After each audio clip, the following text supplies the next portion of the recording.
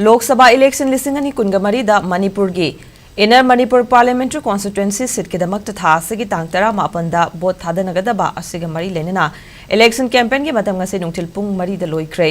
campaign luisan bagi aroiba pungja yorumdai fawba political party amasung candidate singna ngamjabi thakta mafam kya da bot khombagi tabuk chathaki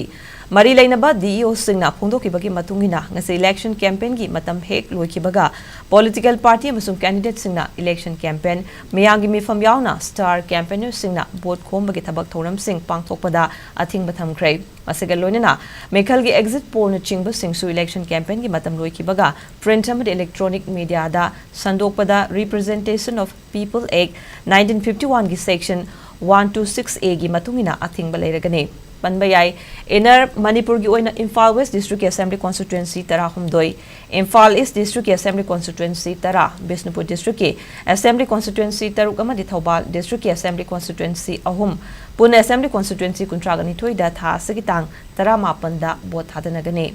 Upon Bagoina polling station Singamaga, Johum Tara Mapan Lagani Amade, internally displaced person Singuina, Akanaba polling station Kungamapan Lagani. Kudong tiba nang bayaba polling station singda micro observer thamduna yengsan gadauri ningsing bayai Inner Manipur parliamentary seat kidamak te BJP gi thongnauzum Basant Kumar Congress ki Angomcha Bimola Khoijam RPI gi Mahesro thongnauzum Independent Singh Moirang Them Totom Shana Nungshaba RK Somarendro amasung Haurungbam Saratna Chingba Singh lamba tauri